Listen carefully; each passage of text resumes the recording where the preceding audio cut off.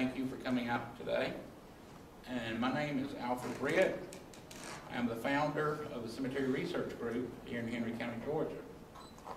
To give you a little bit of background on me and how I got started getting interested in cemeteries and genealogy.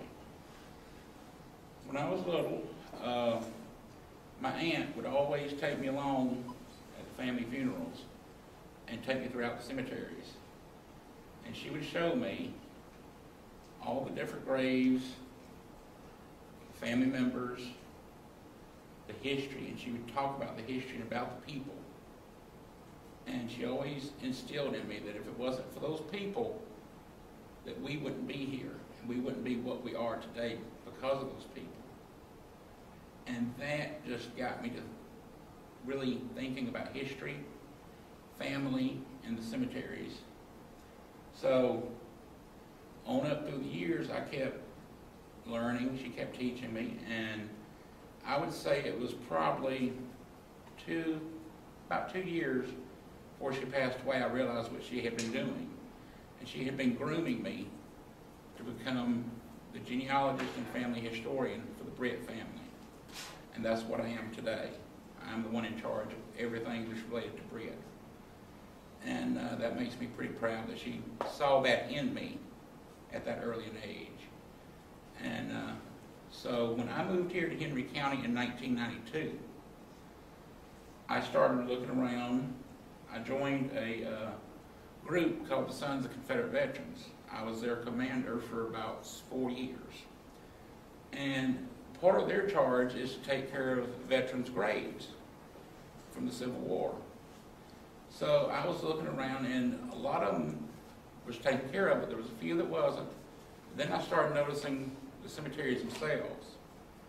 They weren't being taken care of. So I started trying to look and doing research about the different cemeteries and who owns them, and why they weren't being taken care of. And that's what got me really started, and that's when I started forming the CRG. And so right now, through my cousin, Dr. Mike Moon, he helps me with a lot of research material, and then I do as much of the physical as I can. Now, I used to be able to do more, but what the CRG does is we go out and we catalog all the cemeteries that we can find, and we assess the cemeteries on criteria such as their condition, general upkeep, where they're located in relation to what's being built. Is there potential for development to come in and possibly encroach on the cemetery? We assess all of the situation. We take GPS readings. We take photographs. We even look at individual grave conditions to see if there's anything that's sunken in or needs to be fixed. We make notes of everything. And like I said, this is just some of the equipment that we use. Of course, you're going to want to have paper, clipboard, maps. We use a digital camera, which is being used right now, and a GPS unit that we get the coordinates from. And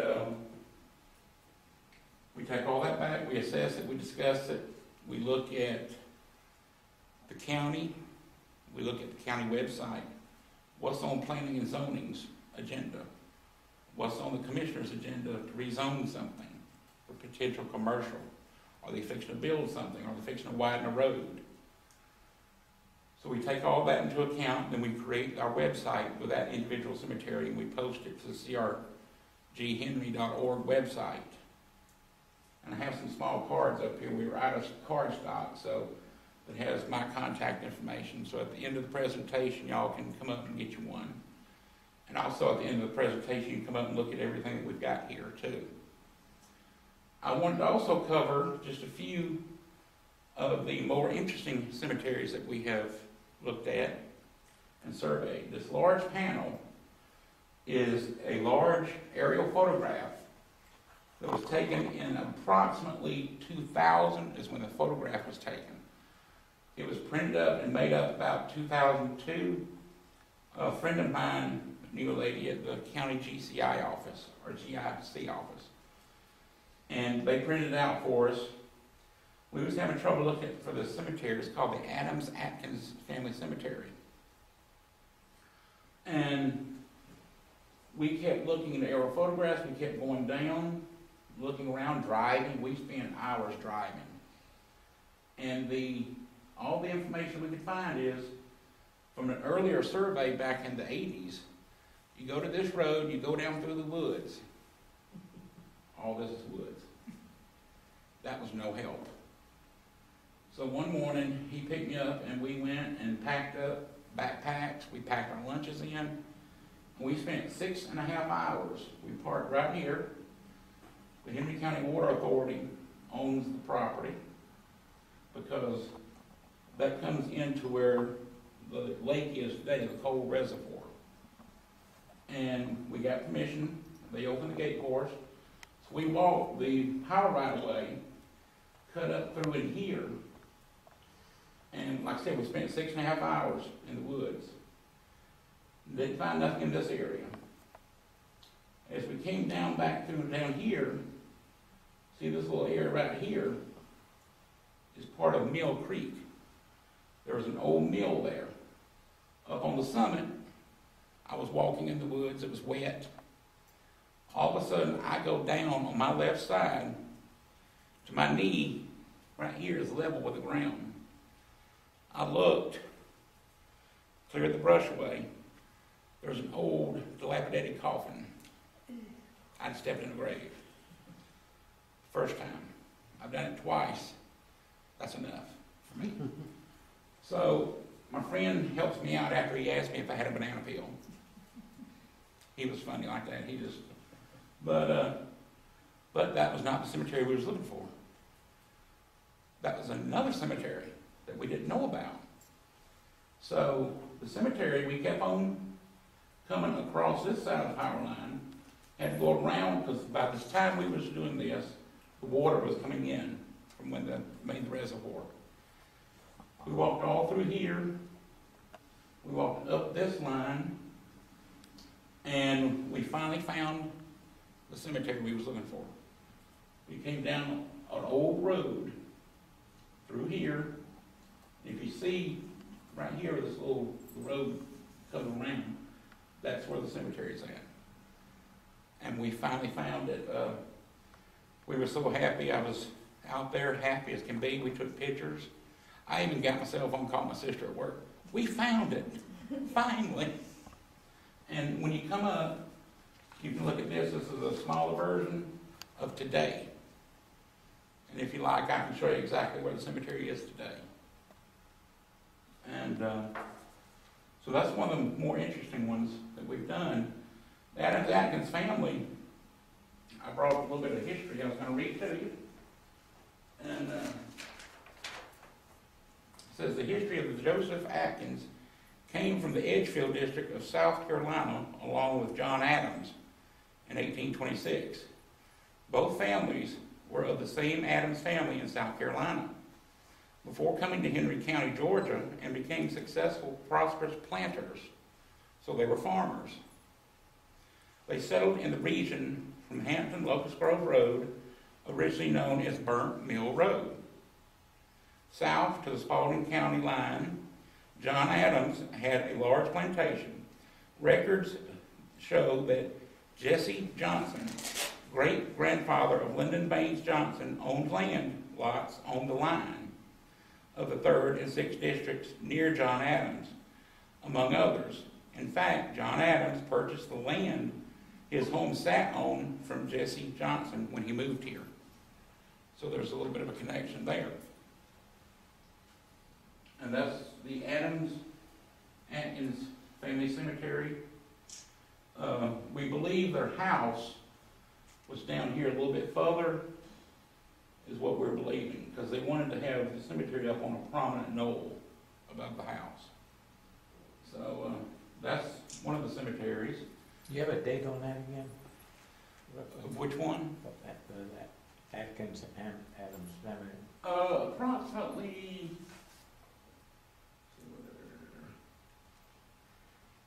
He moved here in 1826.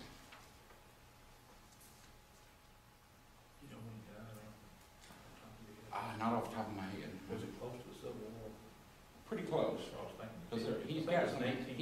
10 in the Civil War there. Because there are Civil War Confederates buried there. Mr. Sullivan buried there. Right.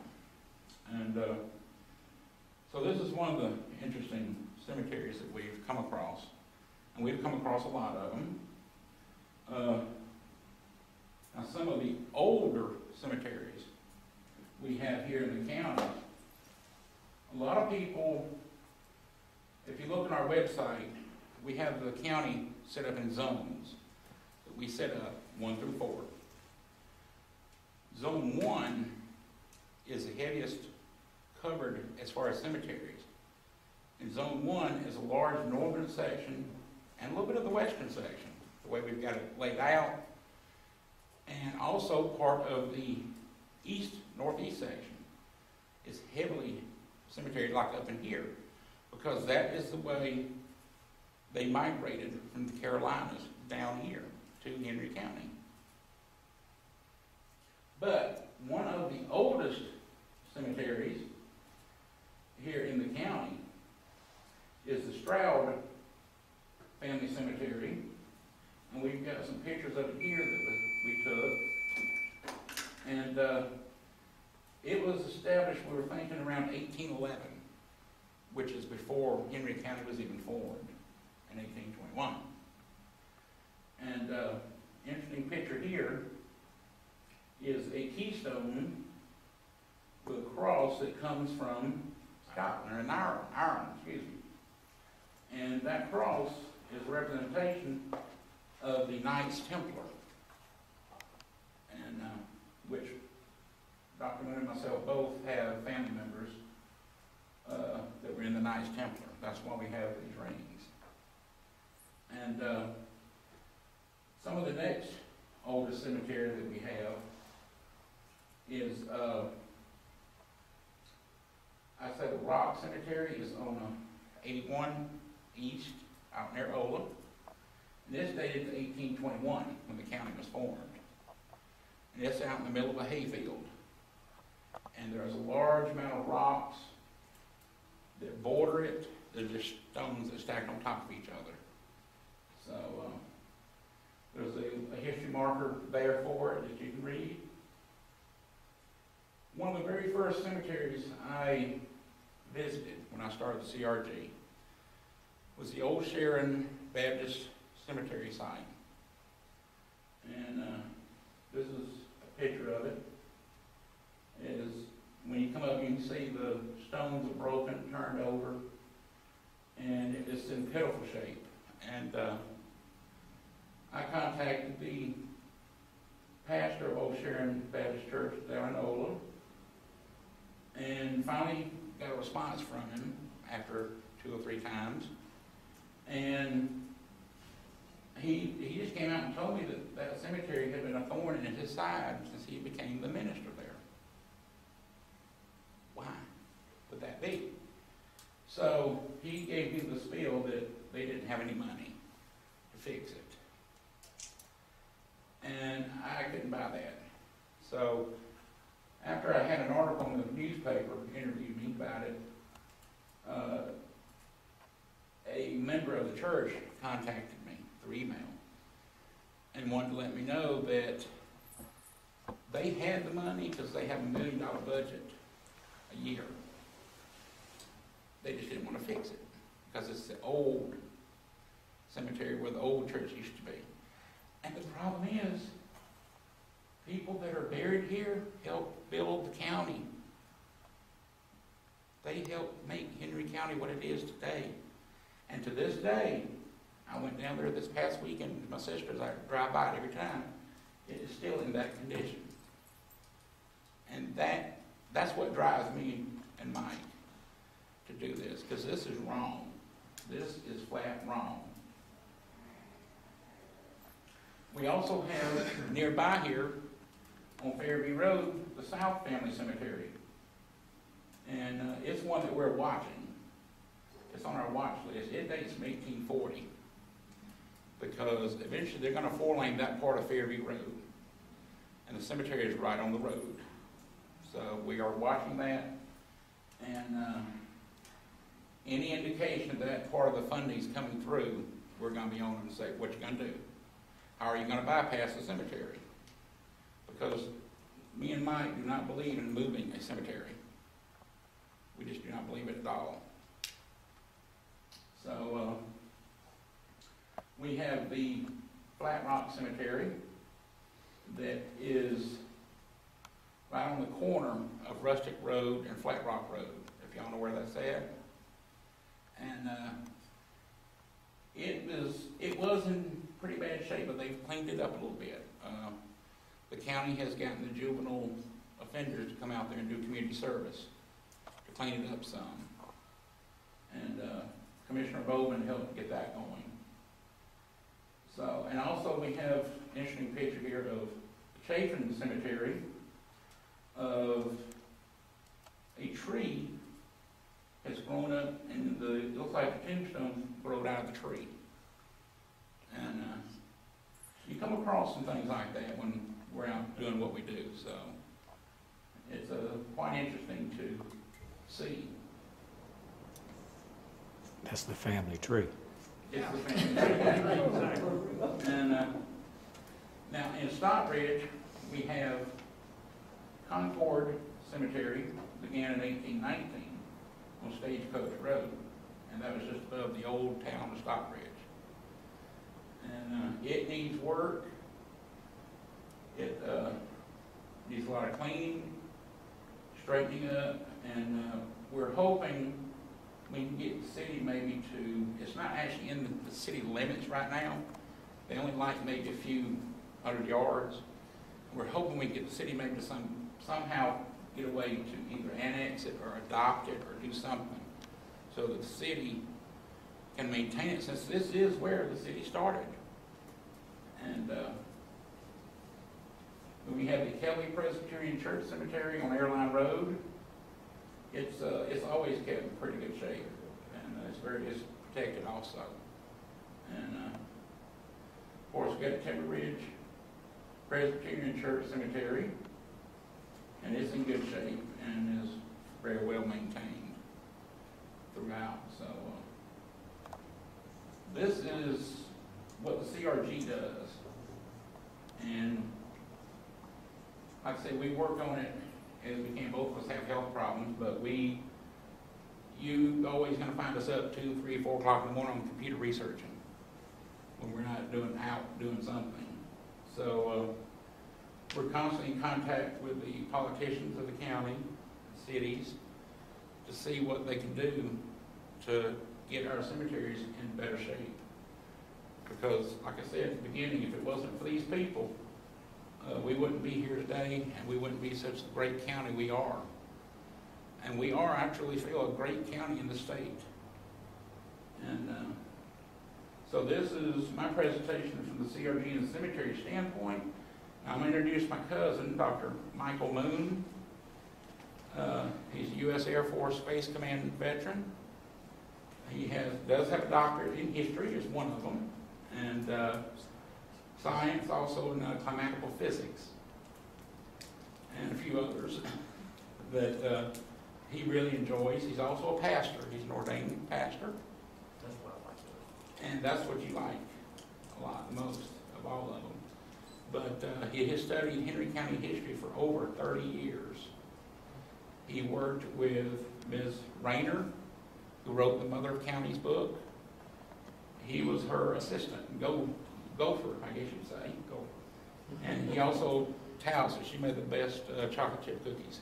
She did. And so without further ado, he's going to cover Indian history, Civil War history, and just general history of the county. And so without further ado, Mike Moon. Thank you. Thanks, sir. Now, what I want to discuss right here at the moment, I want to talk about the Veterans Wall of Honor. I know all of y'all pretty much know about it. It's at Heritage Park in McDonald. This lady right here, Joanne Mulvaney, her daddy had discussed with her about wanting to have something to preserve the veterans, to let people know about their, what they gave, especially with him, to him, because he was in World War II. Now here he is on his deathbed, right here. And she made a promise to him that she would do her utmost to do it. When she got into it, though, she decided to try to make this thing not just about the veterans of the World War II, but of all the wars, everybody that's ever served for the military, and even the ones who are serving today. I mean, just right through, which that's the way it should be. And this is her with her father right here, when they were doing the groundbreaking. And here she is with doing the different, you know, where they were getting the money. This was the actual dedication here. All the commissioners were here.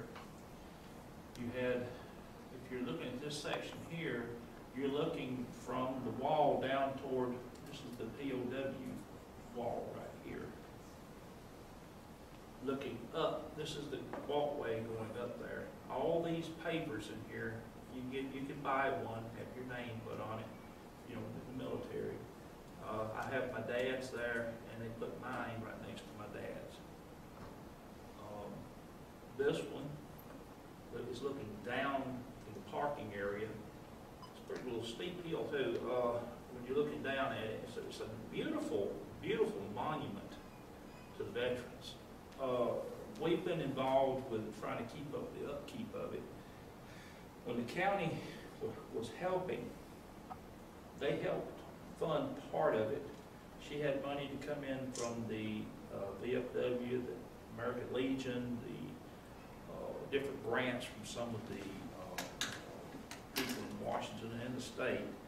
What they did, though, was one thing they forgot to do was to put up and set up a situation where who's going to keep it up. Now, it's on county property, so you think county would take care of it. They don't look at it that way.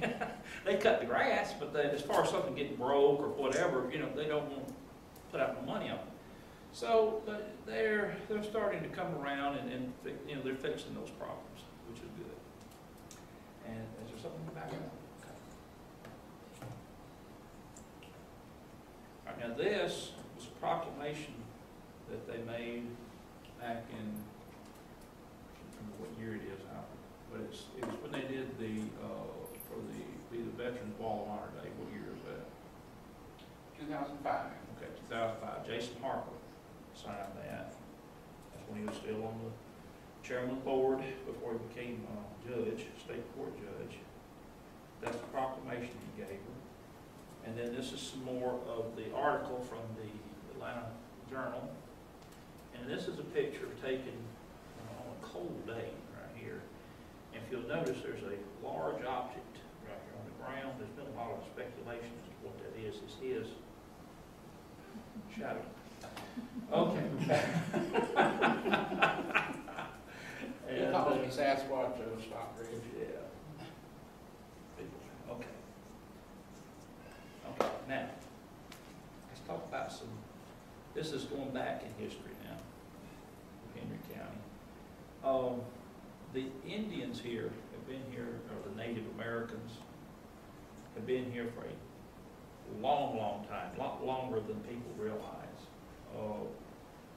There were some, these arrow points here especially, a lot of these arrow points were here, but they weren't made here. They were made in other parts of the country. And some of them were made in the Clovis area, and that was 13,500 years ago. And as a matter of fact, I have one right here in this case up here, and it's the bluestone. Now, the reason that those Native Americans were here, or the very early Americans, you got to remember at the time it was still the end of the last ice age was going on. These people had to shift where they lived to find food. Now at that time, on up from about 12,000 on up to 6,000 BC, we still had bison and mastodon here in Georgia. It's hard to picture that. Even saber-toothed tiger. But they had to have something to eat, so that's what they did. They moved here. And there's been a lot of, there was some Native Americans already here, then they had what they call them the other, because they came from somewhere else. They didn't know these people. They didn't even look like them, and that's why they call them the other. And this man right here now, he was the chief Macintosh of the the Creek Nation. Now, his daddy was from Scotland. His mother was a full-blooded Cherokee. Creek, well, Cherokee, but Creek. He is the man who ceded over the land for Henry County. Now, he did this kind of on the outside of the other chiefs, and it cost him his life. He lived at where Whitesburg is today in Carroll County. They went to his home, and they basically drawn and quartered the man. He was butchered into pieces for a reason, because of what he did to them. He basically gave away their land. So it was a bad situation. And this map right here will give you an idea of where a lot of the Creek and the Seminole, Cherokee, the Choctaw, the Chickasaw lived around in the county. They were all part of one nation. My wife is Creek descendant. That man right at the camera, what is it? Saponi. Saponi. And they're from the North Carolina, Virginia area. Okay. Alfred is Apache. Comes from the West. So, you know, it's believe it or not, this old gray-headed man's got a little Cherokee in him. But anyway, this right here is a very interesting thing. Over on Patrick Henry Parkway, Alfred showed me those pictures one day, and I was looking at them on the computer. He thought it was a cemetery. And I looked at Alfred, that's not a cemetery. And he said, I almost like I was going to jump through the screen, which I almost did. The thing is a wall structure, it's rectangular shape. Lee Stewart has been up there to see it. Has no entrance to it. It's completely square, you know, rounded in. Another thing about this site is there are other sites like this around North Georgia. There's Fort Mountain in Chatsworth. There was one more site like that around in the Stockbridge area that got destroyed. There were several of these between here and where Rock Eagle is. And I talked to one of the men at the Carl Vinson Institute about it, and he said that there's over 300 of these sites in central and north Georgia. Now this predates the creek. This will take you back to the time of the archaic woodland Indian time period, which would be about 2,000 to 2,500 years ago. That's the oldest, one of the oldest structures in Henry County. And it's over on Patrick Henry Parkway on a hill, on a knoll, just where they have lowered the ground to build some stuff across from the Georgia Power place over there. And thankfully, we've got that on the state map with the Carl Vinson Institute to be saved. Because that's history that needs to be saved. Now this structure, they're not really sure what they use these structures for. Some of them believe that they had platforms built upon them with tops on them, what they used for ceremonial areas. They could have been used for many things they don't really know. But it's definitely not a cemetery. There's not a grave in it. So, and then is there anything in the back? Okay. I even, a man in the county even told me when I was investigating it, said it was a pet cemetery from the 1800s. They didn't have pet cemeteries back then. No, they wouldn't want that elaborate either. Those stones that you see there are from the creek bed, which is about, what, Reeves Creek is how far? Maybe a quarter mile? Yeah, about a quarter mile. They had to tote these things up there for this site, so, you know. Now, here's some more right here, you'll have to sit up closer. This here shows you the typical Indian, this is like the Indian mounds at Okmulgee.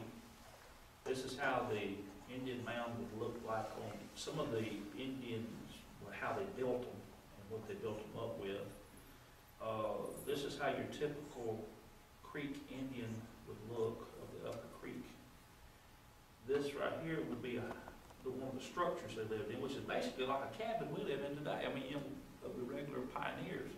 They didn't live in teepees and things like that. They lived in normal looking homes. They were the civilized nations.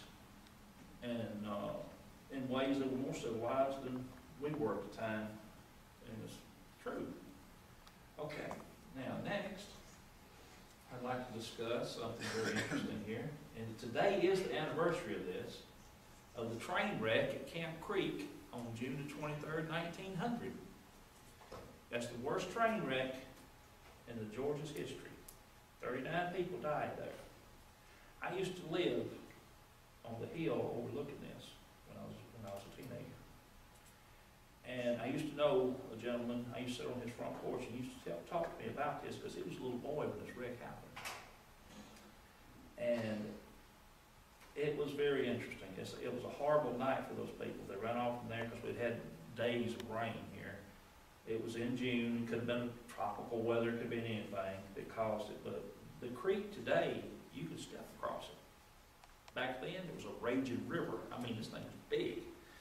And this right here is over at the trestle site today. This is part of the old base of the one that collapsed that night.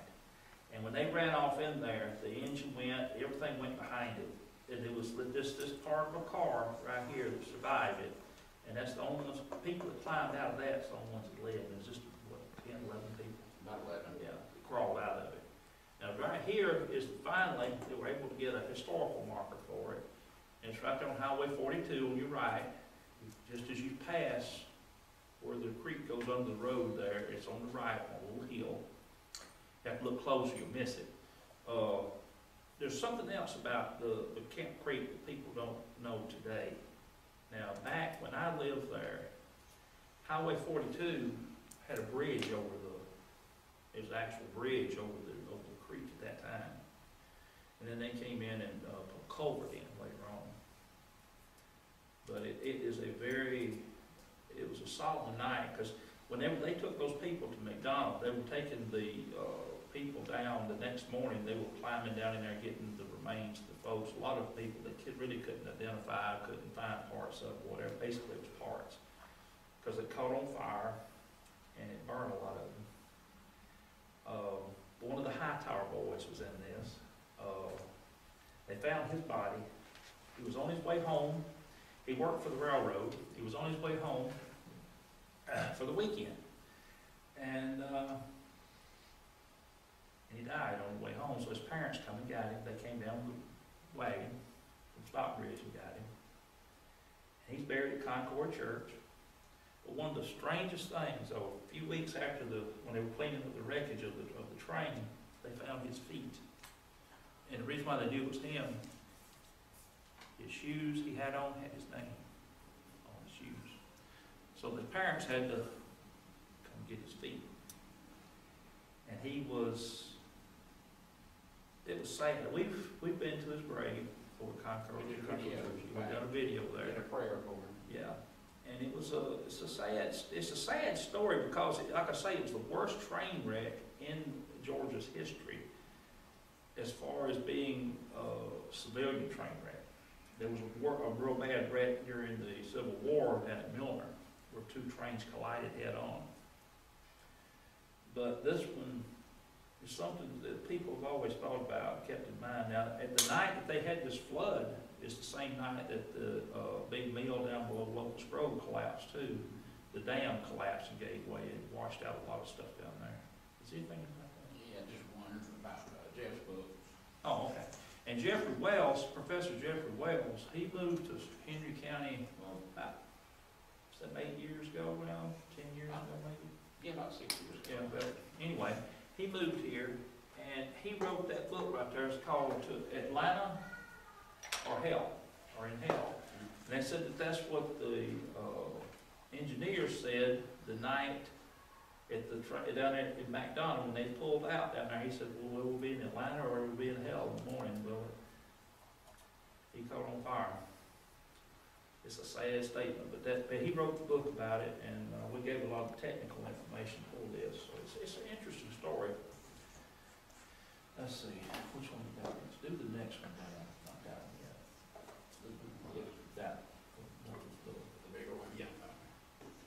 Now, one thing that a lot of people about Henry County don't realize was that the slave population here,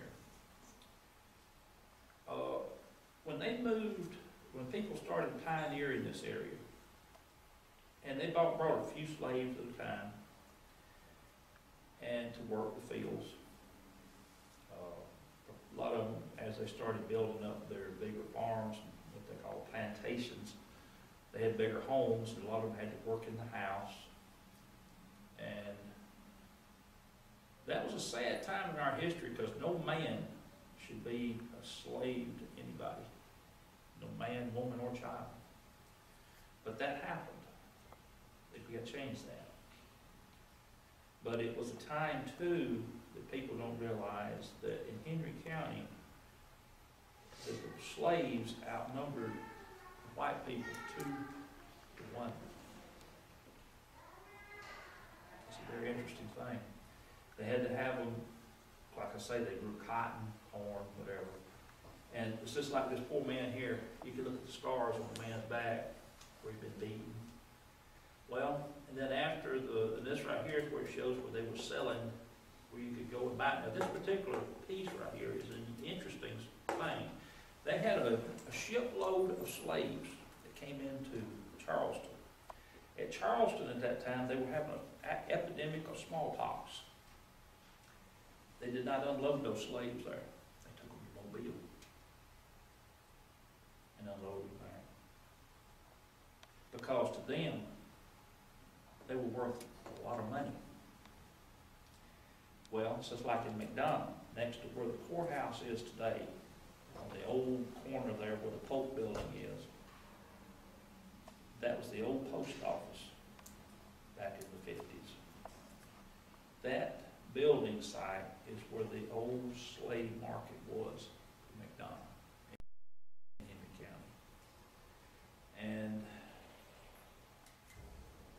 after the Civil War, there's something I'm going to talk about in a few minutes that's morbid, but after the Civil War, these people didn't know what to do. A lot of them just stayed on the plantations, but they got paid for their work instead of being treated ugly. Of course, all poor people have been hard. It's been rough on everybody. This right here shows you the people working at the quarry. Now this was after the Civil War. This was in the late 1880s, about 1887, right here. And most of the people that worked in there were the ex-slaves. One of those being the father of Dr. Martin Luther King Sr. He had part of his hand cut off at the quarry. So that's where he worked at for a while. Now speaking of them, right here we have Daddy King, his son Martin, and then this is A.D. That's Martin's brother. A lot of people don't ever hear about him too much. They look a whole lot alike. But Daddy King was born Michael King in Stockbridge, Georgia. There's been a little bit of just kind of talk of when he was actually born. Some people say 1897, some of them say 1899. On his tombstone it says 1899, but they don't, there's been some talk back and forth about it, but it's something that's within the family's got to decide that. But the NWCP came to Henry County. It's starting to helping people more than what has been helped here before. We have right here, we have Dana Lemon, we have Sandra Vincent, and and this is Bruce Holmes over here. They're all political leaders here in Henry County. Miss Lemon, her daddy had the funeral home in McDonough. And I think she's still part owner of it with the kids. Yeah. So take that flip around for me. These people, that's why I say they come a long way. Now, right here, here's something a lot of people don't know. This man right here, his name is James Weldon Johnson. He was one of the men who helped get the NWCP started.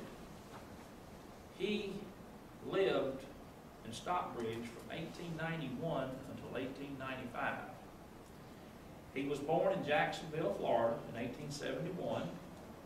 He moved to Atlanta to go to college at Atlanta University. He had to have some, money, and so for work, he came to Stockbridge to be the principal of the black school. And while in Stockbridge, he helped to talk about civil rights to the people, talk about their, since a lot of them they were former slaves, he talked to them about, what their freedom really meant. Well, what he talked to them, those people talked to Daddy King. And by the way, Daddy King was born Michael King. And so was Martin Luther Jr. He was born Michael Jr. And then the next year, his daddy changed their names because their daddy was a close follower of the Martin Luther movement in religion in the old days. Okay, now we have Houston Nelson up here. He's a Stockbridge businessman, and he's come here and he seems to be doing well. And of course, Letitia Gant down here, she's one of the new councilwomen of Stockbridge, very smart woman, attorney at law. She very well educated, trying to keep the board straight. This right here is this past Memorial Day. She was involved in helping get this started, put it back on for the Memorial Day parade, so we could keep remembering our veterans who passed away in the wars. And this right here was a more sadder thing. This goes back to 1974. I remember this vividly. On November the 7th, 1974, they found a band leader from Jonesboro. His name was Marvin King. And they found a former student of his. She was going to school at Clayton Junior College at that time. Her name was Melanie Ann Hartsfield. And they had been shotgunned to death over there off of Rock Quarry Road. It's just a little side road off of it. And that boy there, his name was Jerry Banks.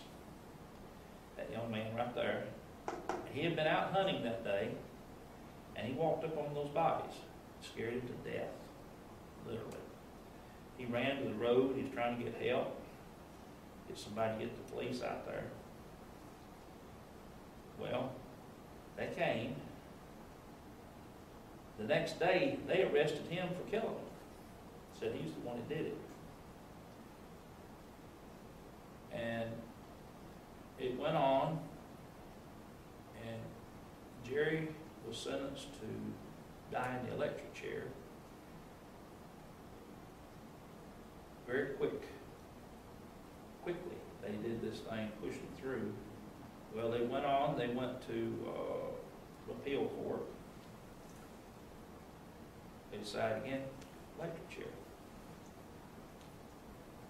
Buddy Welch in McDonough got in behind this, got to checking. There's a lot of things that he found out that's still not out into the public today. It's not even in that book about the case. That about him, about what really happened. This man, he was set free, went home. The day he died, they said he shot his wife. She was supposed to be running around on him.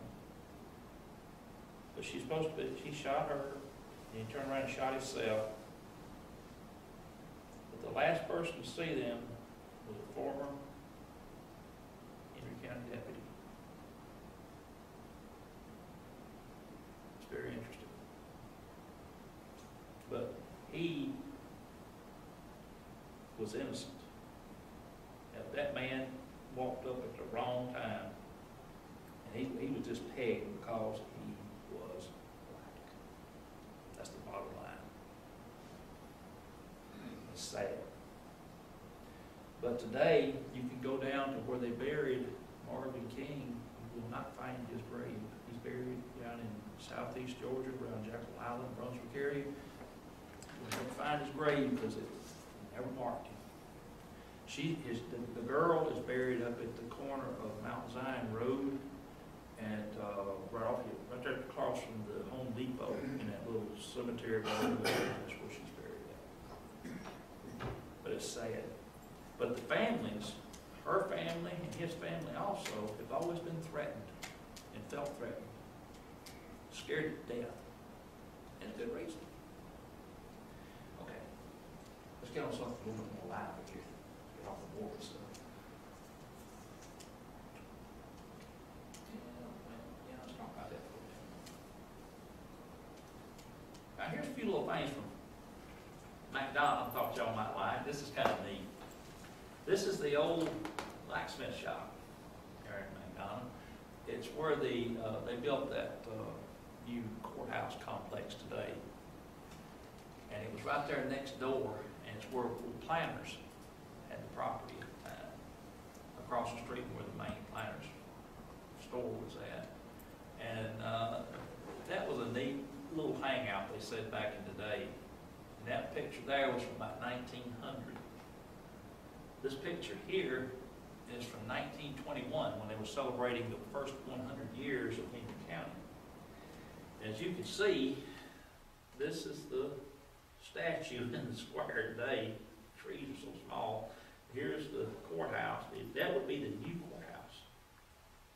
I like the old cars with the old wooden spindles. But right here, in the middle of where the square is today, is where the original courthouse sat. The courthouse that was here from the pre-Civil War up till they built the new one in 1897. And when they built the new courthouse, they had it built, we tore this one down. When after they built this one, they sold that courthouse for $1 to a man, tear it down. He wanted the bricks out of it. And there's a lot of the old houses in McDonough right today that have some of those bricks out of the old courthouse on them. And I think that is so neat, you know. And it's a really cool history right there. Is anything about that? Yeah.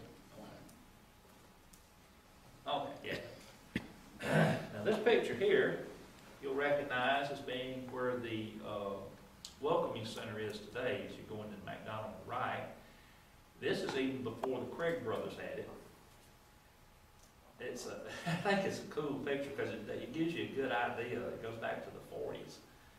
And this site where this service station sits, right around the corner, this is where the Globe Hotel used to sit. They moved the Globe Hotel on logs around the corner and coming down Jonesboro Street there, and then this is where Scarlett's Retreat moved is there. I don't know if it's still there now or not. I really don't know. Okay. That's where they're at today, but that was the old Globe Hotel.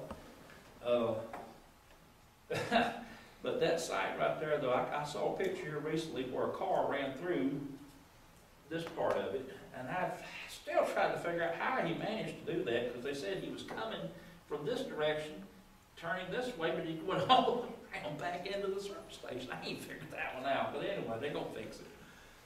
Okay, now this picture here is this was Judge Absalom G. Harris. He was in the Civil War.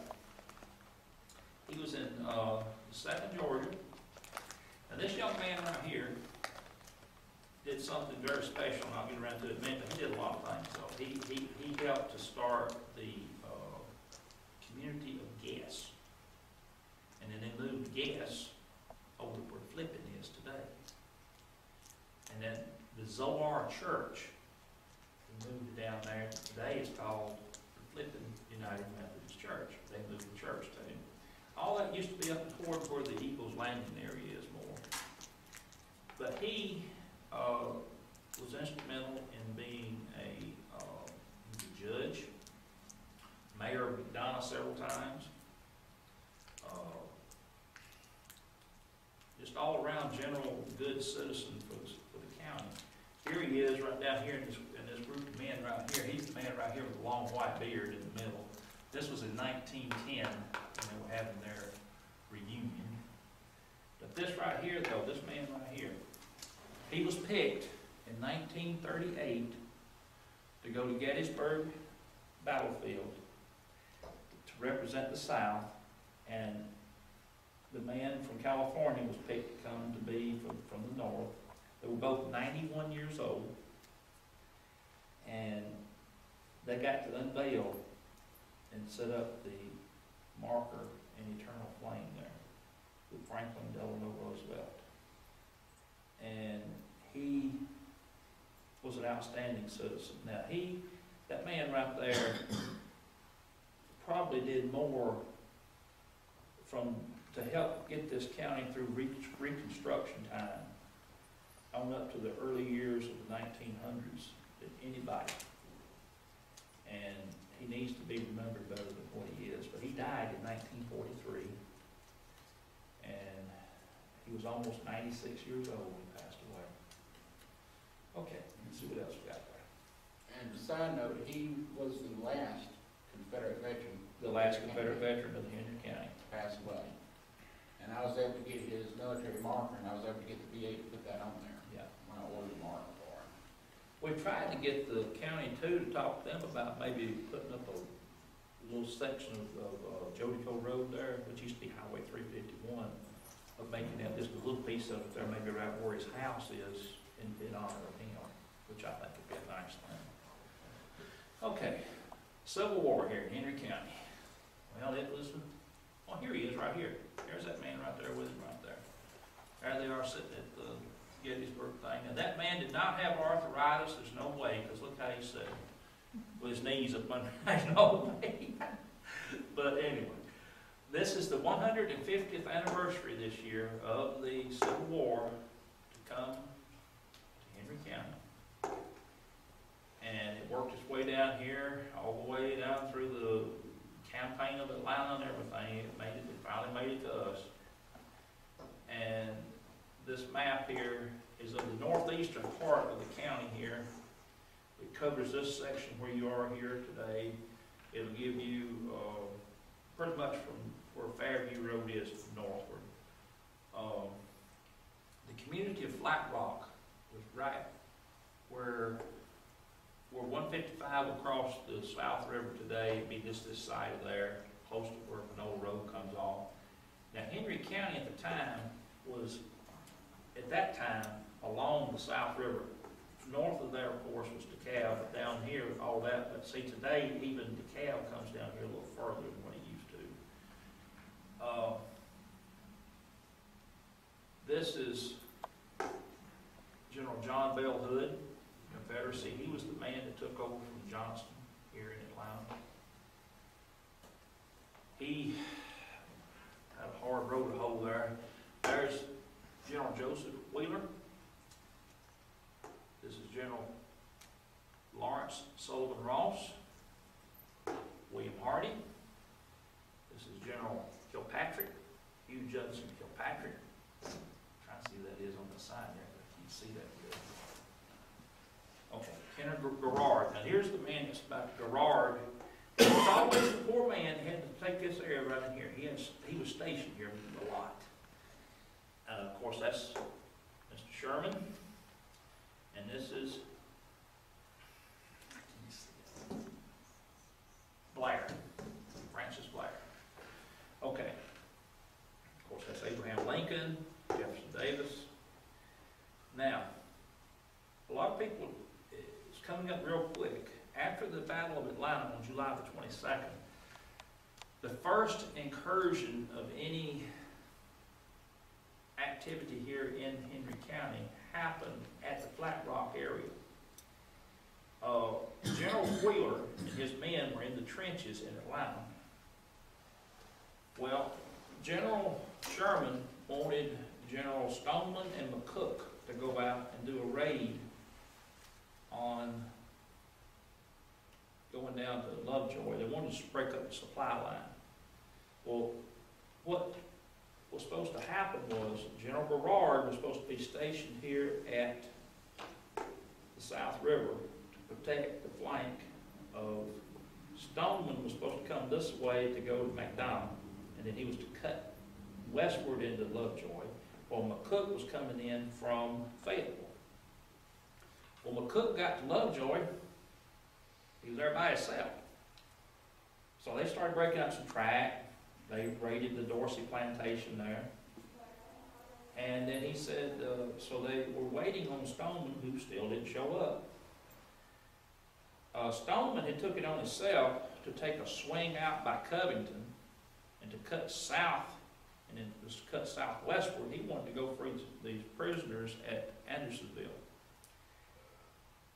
He didn't make it though. But the thing, what General Wheeler got news of what was going on, especially about the fact that Garrard was making his way from Decatur to Flat Rock. He sent out his one detachment, his men, a couple of detachments ahead. They were on the cavalry, of course, and one of them was on the south side of the South River, and one was on the north side. He went to Hood. Hood argued with him about he didn't really want him to leave the trenches unless he felt there was a need. Well, he found a need. He created a need. So he left at 9 o'clock on the night of the 28th of July out of the trenches. His men were already on their way. He almost overtook his own men because he came down, swung down through where Old Stockbridge is to come up from that direction. He was trying to swing around to try to keep any, the Union Army from knowing he was coming. Well, his men was already lined up along the Snapfinger Creek right here that goes into the South River. They were over here. Some of the Union was on this side. They was already shooting at one another here. There was already some scattered shooting, and they were putting up earthworks along each side of the river here.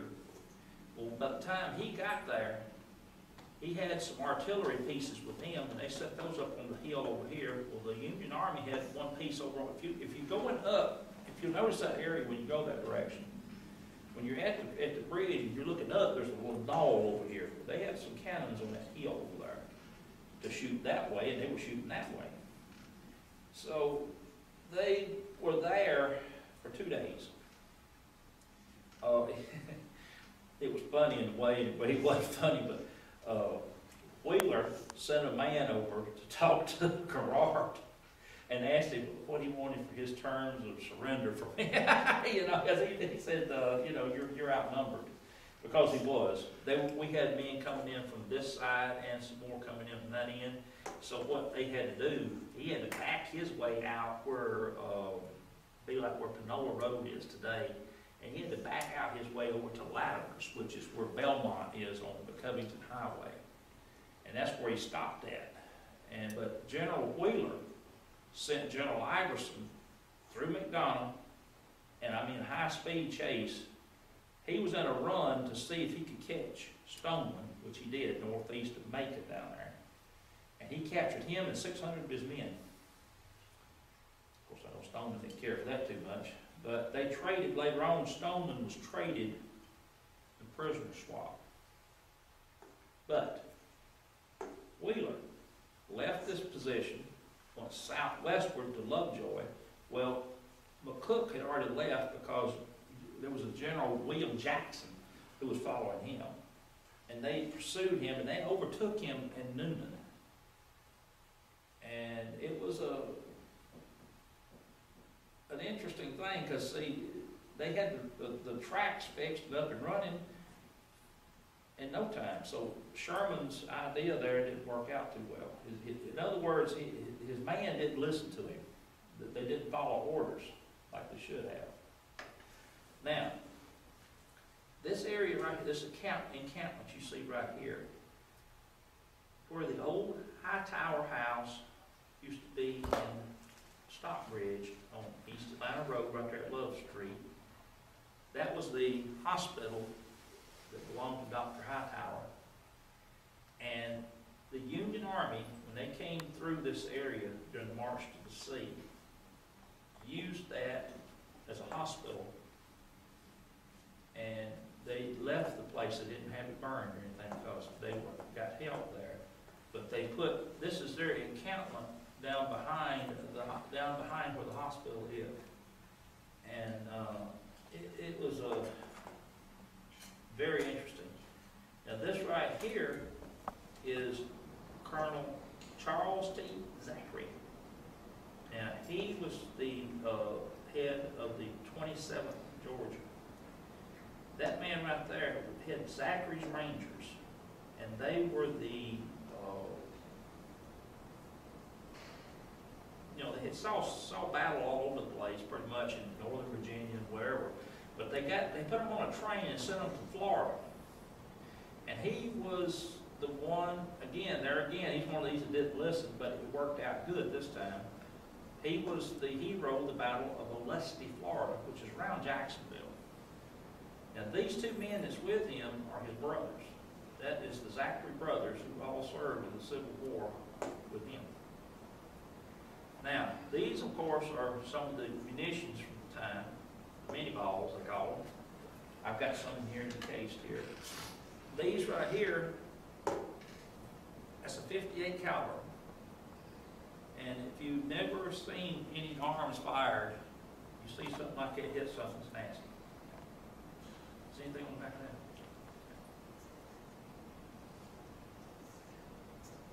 that? And these are some of your arms that they used, of course. The rifles, your pistols. These things are huge. I mean, these guns are much bigger than you did realize. And this is Olustee, Florida, right here. But these guns, if you're looking down the barrel of a gun that's going to fire a 58 or 60 caliber piece of munition, it'd be like looking down the barrel of a cannon, literally. It's a big gun. Okay.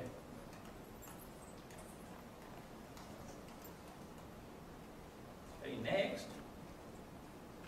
These are some of the old maps of Henry County.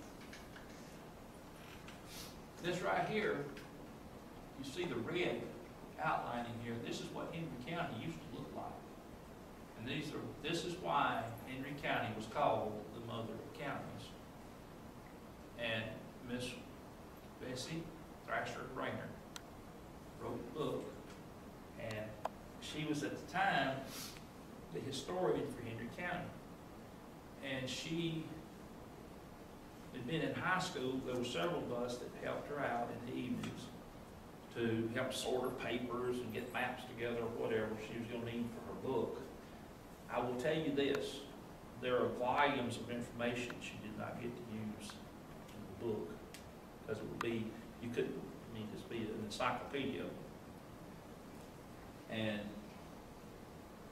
that, what Henry County looked like, what all was taken from it to make other counties. And this is an odd shape look of it right here from 1839. This is 1879, pretty much looking like it does today. 1970. This is what it looked like from the early roads coming into Henry County like this. Civil War period. This right here is a map of the Southeast that was put together by the British in 1745. This is Henry County in 2001. Pretty much the same it is right now. And it, this gives you an idea of how much it's changed over the years. Towns have changed, places have changed, people, the whole works has changed so much. It don't even remotely look like it did at one time. I remember when Stockbridge had 1,500 people in it. And there's nearly 26,000 people there today. Okay. This right here, now this is something that everybody wants to get their pans ready. These are the two gold mines that were found in Henry County. These are on the gold maps of Georgia, the USGS. You go north of McDonough on on 155, and right there at the Walnut Creek, it'd be on your left, is where they found gold there. Then you follow the Walnut Creek out east and off of Turner Church Road, not too far from the church. That's where they found another area where they found a good bit of gold. Now, a lot of people wonder, well, now why did these people migrate from Savannah coming this way, inland? Well, that was one of the reasons. Some of them were looking for gold. Some of them were looking for, ways to make big money, quick. Let's see, can you see this up here? Oh yeah, it's Henry County up today. But yeah, that's something that I've always thought was kind of neat, that we had gold mines here in Henry County. Okay, next.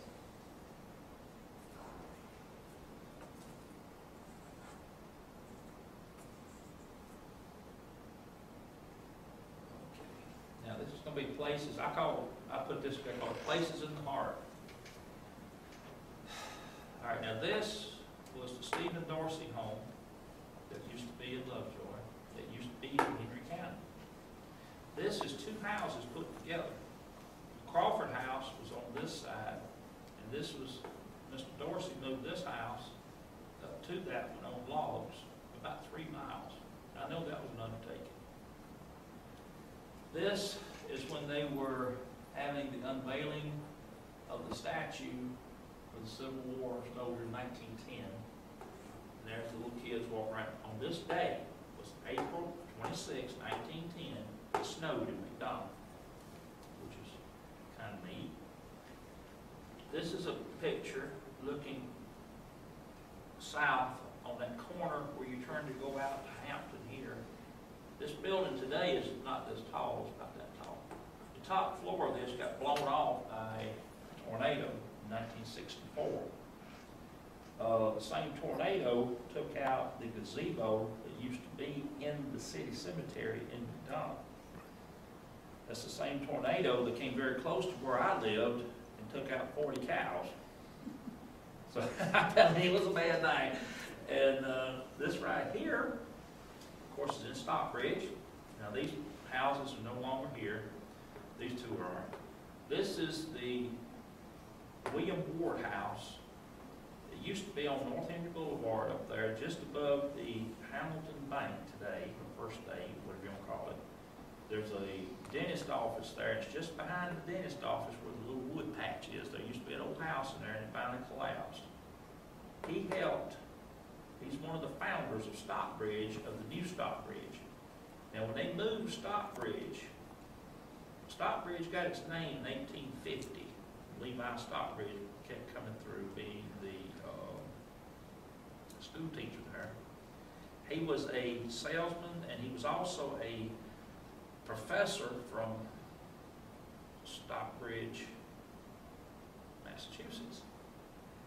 And what he was here for was to teach us better farming techniques. So they named when the post office came to Stockbridge Old Stockbridge in 1850, they named it for him.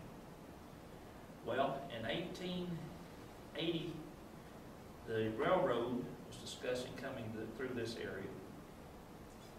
And Stockbridge, the people there at the time decided, well, they wanted too much money for their place, so they couldn't build an actual depot there. So Mr. Ward came in here, and with another man, Barry? Very, I think. Yeah, they came in here and they bought some of the land to the south of Old Stockbridge. Matter of fact, it's right across from, see, Mr. Hightower actually didn't live in town. He lived outside of town. He lived out in what we call the country, which would be right across from the old part of town today. But this man right here was one of those people that bought that where they helped develop new Stockbridge. He also married Judge Stephen Green Dorsey's daughter. This man here that owned this house. And her uncle became the governor of the state of Georgia. And this house right here is their daughter's house. Bessie Ward's house. In this house was the first telephone exchange in Stockbridge. In other words, she had the party lines set up there, switchboard. This house is gone. It was next to the Presbyterian church. This is the old Presbyterian church. Of course, it's still in there today. That's got built around it. It's got the new church there today. And they built out and closer to the street and over the old church. And this is the old house. It's over this is the old High Tower house over at where Kellytown Road and Highway 155 come together. This was known as the White House because it's supposed to be the first painted house in Henry County. This lady right here is Bessie Thrasher Rayner. This is her husband and her son. This is Dr. Rayner, and he was Dr. Rayner. They were the dentist in McDonough. This was the depot, 1921. And this is George C. Alexander. He's one of the men that helped build up McDonough. The park, as you go into McDonough on the right, was named after him. This is Annie Nolan. She was the historian of Henry County at the time. This is Judge Reagan, right here. And this is Jamie Hooten, mayor of McDonough at that time. This building right here, now if you go around the square and you're looking at where the courthouse is, right next to the courthouse there used to be a building before there was all there today. There was an old building there at one time that went up through there. That was the old McDonough Supply Company, and that's pretty much when all everything you needed. That was Walmart at McDonough at the time. And they tore that down, and there was a couple of service stations built there over the years. There was a Texaco station on the corner. Just above it was the old Pure Oil station. Now this part right here, this is the big spring. Now this is where McDonough was formed around. Now this spring is you got a creek that goes northward from it, and it cooks back around into the Camp Creek. This area around it is where McDonough was actually being built to begin with, and of course it got shifted a little further south, but the big spring was where they got their water from. It was their main water source. This house on the corner here, I used to go to that house whenever they used to have the fair here. I used to have to take in the money for the fair, when the Kiwanis Club, and I had to sit up there, take in the 50 cents just to get in, while they went down there and had the fair on Spring Street. That was a pretty neat little thing. Now they're fixing to go in there and redo that park in there where the ball fields are and everything. They're fixing to redo that whole park area in there. From the plans of it, looks pretty nice.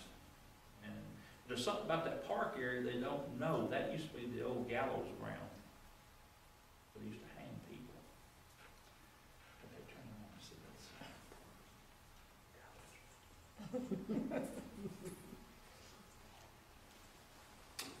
this. This is Stockbridge of the 1970s, before there was a bridge.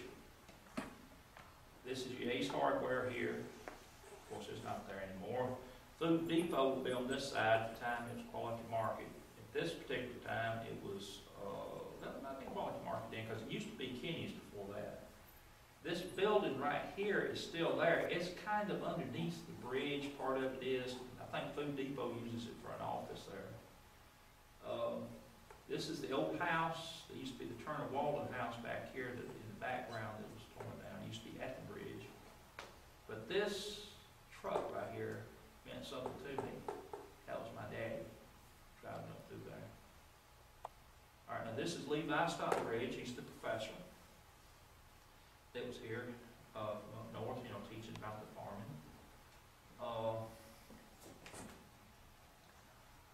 That's James Doolin. Now he was born in 1837 here in Henry County, and he's a tough-looking man. I'm telling you, he got his gun and everything there. Now this is getting into more of your latter years here now, more up to date here. We've got the hospital, of course, what it looks like today. You've got, this is Eagles Landing Country Club and the golf place over there. This is the Stockbridge City Cemetery. This is what the train depot used to be. This is what it looked like back in the 60s. This family right here, if you look at the pictures, this family right here is the Broger family. Hans Broger, the man that started the First State Bank. That's his family. That's the new City Hall for Stockbridge. This is the new mayor, Mayor Tim Thompson. That's one of the former mayors right behind you there, Lee Stewart. And and this man right here is Mayor Billy Copeland. Now, I've been knowing Billy Copeland for a long time because I went to school with his daughter Allison and her husband Eddie. But that's some good stuff. Now, what we got next?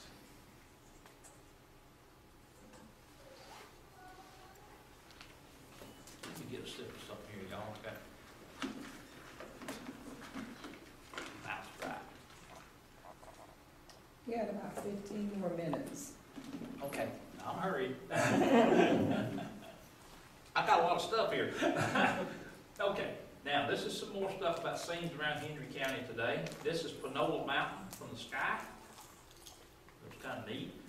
This is what the courthouse looked like back in the 40s. Look at the cars parked along the edge of the street right there with the chimneys. They had to have fireplaces in there. This is the old Butler's Bridge out on the South River. It's no longer there. That's the building I showed you a while ago with the Craig Station. This is the old library. That's the original library for McDonald right there. It's down at Heritage Park today. This is a picture of Panola Mountain looking at it from the ground, level out in the field. This is McDonough from 1900 right here. This is McDonough, 1929. Flip it over for me.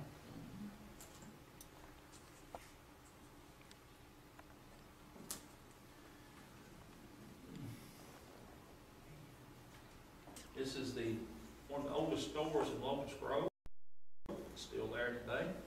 It's just not used. This is the viewing platform there in Locust Grove.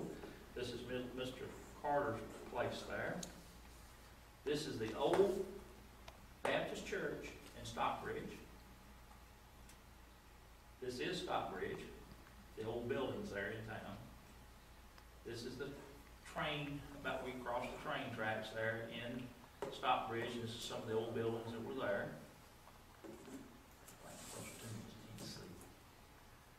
This is the old school that used to be at Ola. This is part of Main Street of Hampton. This is Hampton. All these buildings here are in Hampton. So it's pretty nice stuff. They all pretty much look about the same, pretty much the same architecture. Now, this is some of the old places here in the county. Of course, here again, we've got the outline of the county from the old days. This is, let me get it up here like this.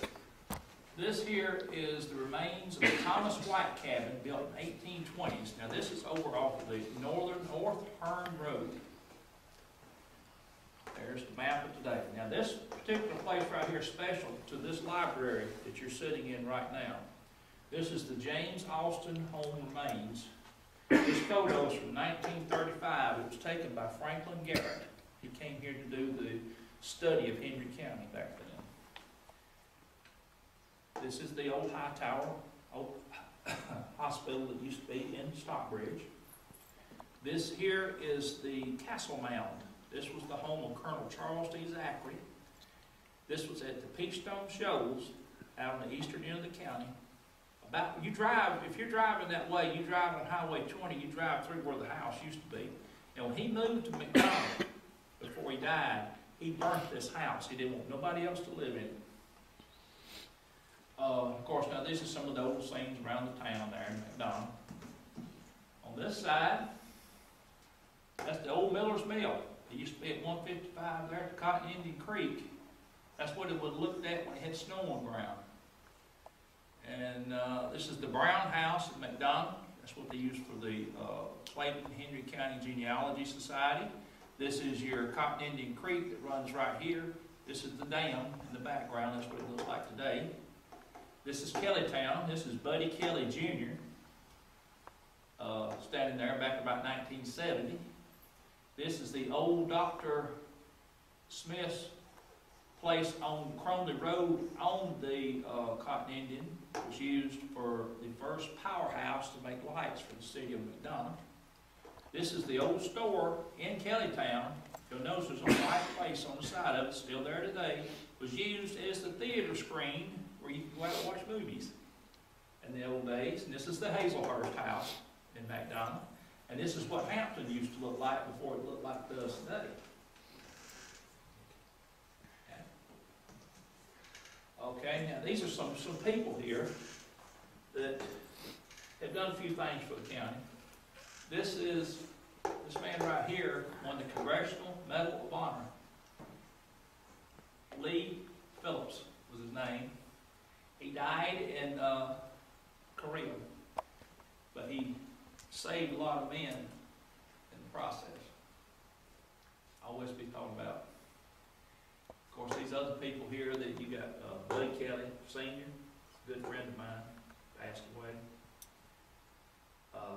You have that singing group from Stockbridge, you got Soul, you got Mr. Reiner, you got this old fool here. Let's see. This is Chief Stephen Zach. This is Charles Zachary up here. Of course, that's Patrick Henry, who is named after our county. This Presbyterian minister right here was from, his name is Gamble, who moved from here to Chattooga County, where my mother's from, of all things. And turn it around. Before I turn around, the one he says, the old fool here, that's him. It says old fool. In 1983, he helped put Henry County on the map. That's 85. 85, okay. In 85, he helped put Henry County on the map. We did studies, and he shared, I should say, the Nobel Prize in Physics, and for his work on Project Icarus II with NASA. And So, quantum Hall effect. and the quantum Hall effect. I'm studying all that, but it's way up there for me, but, so, he is also a notable Henry County. That's why he was such a fool, but, Oh yeah. This, you heard me say about Franklin Garrett. That's Franklin Garrett. This is Wilbur Kurtz. These are the two preeminent historians of Georgia, period. And there'll never be two more like it. Okay, next. last one. Now this is what I say is about the Henry County of our future. This is our future right here. Of course, it's our children. And all the things that goes with it. And there's a lot that goes with it, believe me. So that's the huge, our future's on its way, and there's a lot coming, a lot going. We may be getting old and passing on, but there's a lot to hand it off to, and we're proud of it. Now, I got a few artifacts up here. If you want to come up and look at them, I'll talk to them about it with you. But that's pretty much on the presentation part. I hope you've enjoyed it. I've enjoyed coming. Well, thank you very much. And like I say, we will continue our work, and there's always work to do, and it'll never be done. Not all of it will ever be done. Can you pass Thank some you. of those around? Sure. Yeah, and if you want to see some of the boards up close, you can. Yeah, the panels, if you want to see them up close, we can